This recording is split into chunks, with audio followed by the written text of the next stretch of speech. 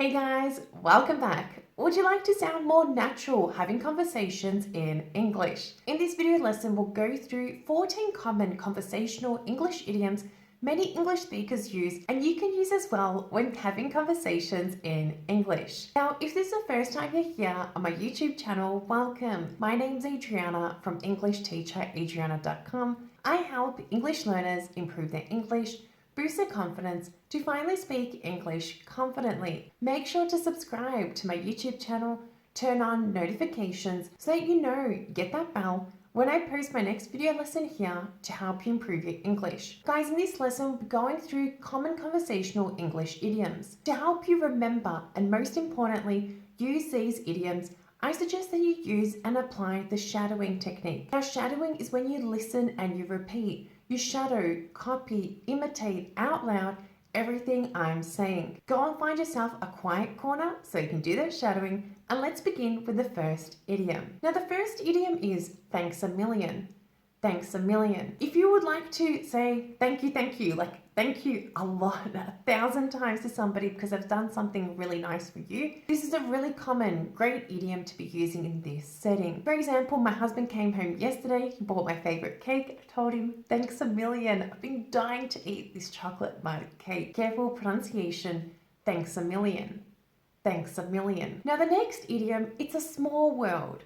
It's a small world. It's a great idiom to use to describe a coincidence. So maybe you've bumped into somebody, or maybe you share an idea.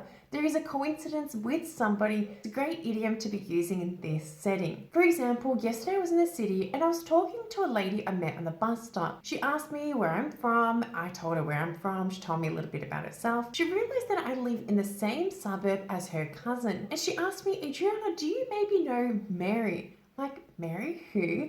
And actually, I know Mary. She's my best friend. And I told her, small world. I can't believe you know Mary. So here I use the idiom, it's a small world, to describe the coincidence. I didn't expect this random lady on a bus stop to know my friend. It was a real coincidence. Careful pronunciation. It's a small world. It's a small world. Now the next idiom, there's nothing to it.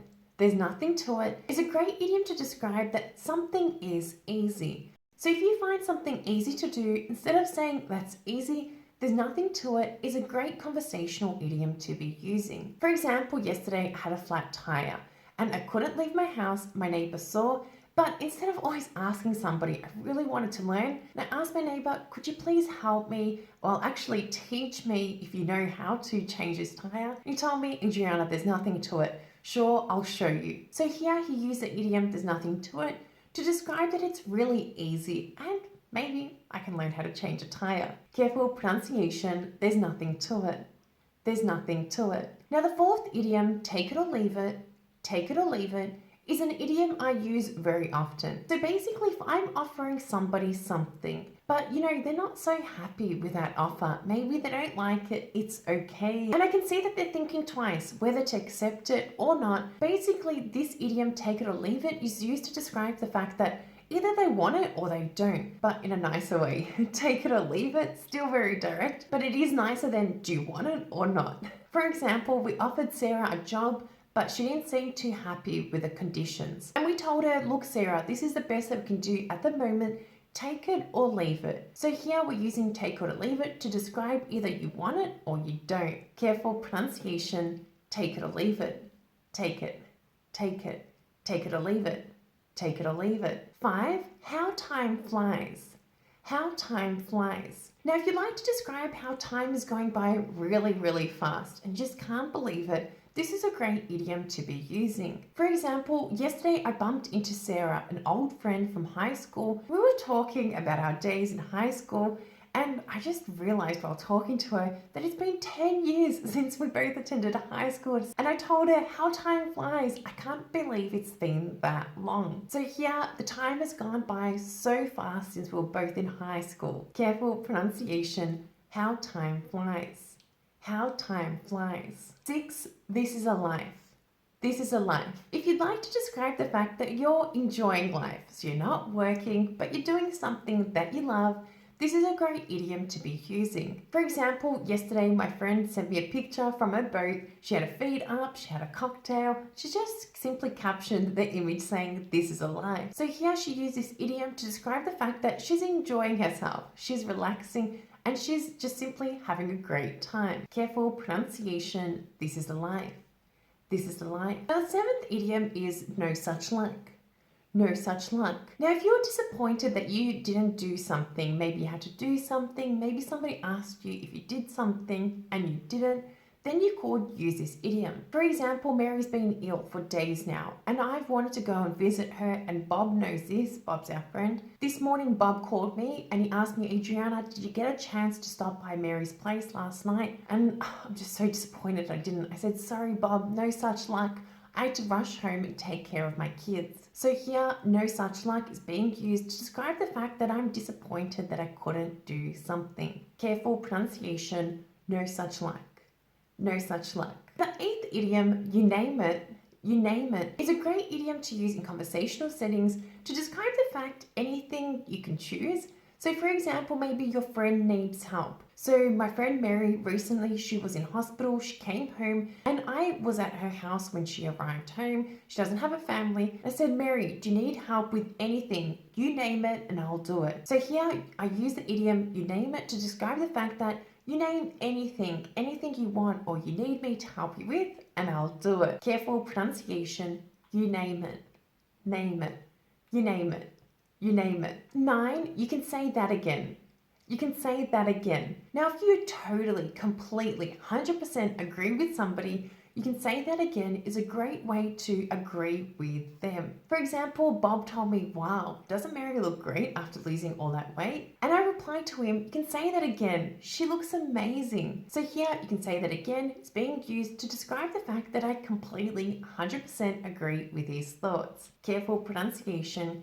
You can say that again. You can say that again. Now, if you feel that somebody is being a little bit sarcastic or expecting something unlikely to happen, or they're talking about doing something that's really unlikely, then you could use the idiom, "Don't make me laugh." Don't make me laugh. It's a great idiom to be using in conversational settings. For example, Mary came over yesterday. She told me, "Adriana, I booked tickets to go to the moon, to go and walk on the moon. We're leaving tomorrow. We're going to be on the moon in about a month's time. Do you want to come with?" I'm like, "Mary, don't make me laugh. We can't just go to the moon. It's not possible." Careful pronunciation. Don't make me laugh. Don't make me laugh. Now, the 11th idiom, you haven't lived, is a great idiom to use in conversational settings. Somebody maybe hasn't tried something, experienced something, then they haven't experienced life. They haven't lived. For example, if you haven't tried my auntie's chocolate pie, you haven't lived. So here we're using the idiom, you haven't lived, to describe the fact that if you haven't tried my auntie's chocolate pie, which is amazing, it's the best thing on the world, then you haven't really experienced life. Careful pronunciation, you haven't lived. You haven't lived. Now the 12th idiom, that's life or such is life, is a great idiom to use to describe the fact that bad things happen and you really can't at times prevent them. For example, Mary came over yesterday and told me that her son's mobile phone got stolen at school. She was so disappointed. They paid a lot for this mobile phone. And I told her, "Look, Mary, that's life. Children lose things all the time." Careful pronunciation, that's life, or such is life. Such is life. Moving on to 13, the more the merrier. The more the merrier. Now, if you're organizing maybe an event or maybe you're doing something and someone's asked you for someone else or others to join and you're happy about this, this is a great idiom to be using in this setting. For example, tonight we're having a barbecue at our house and we've invited a lot of our friends, and Bob called me up and he told me, "Adriana, my cousins are coming into town tonight. Do you mind if I bring them along to the barbecue?" And I told him, "No, Bob, no worries. The more the merrier." So here I use this idiom to describe the fact the more people, the happier, the more fun it will be. Careful pronunciation, the more the merrier. The more the merrier. Now 14 is not the nicest idiom to be using, but it is used a lot in conversational settings when you're angry with people meddling in your life. And that idiom is get a life. Get a life. For example, I'm fed up with Bob. Bob's always asking me questions. Where am I going? What am I doing? Who am I seeing? Why am I doing this? Blah, blah, blah. And I just cracked it yesterday.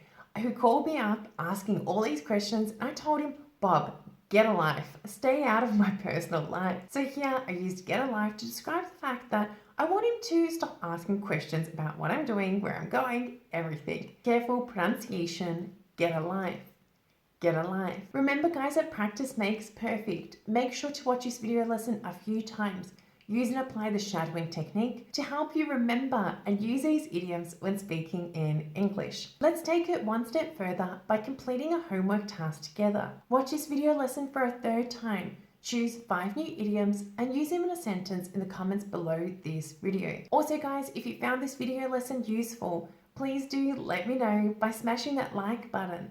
Like this video and subscribe to my YouTube channel. Turn on notifications so that you know, get that bell when I post my next video lesson here to help you improve your English. Continue learning with me by downloading my free audio guide where I share with you exactly what you need to be doing every single day to drastically improve your confidence speaking in English. Thank you for watching, thank you for being here, and I look forward to seeing you in my next lesson.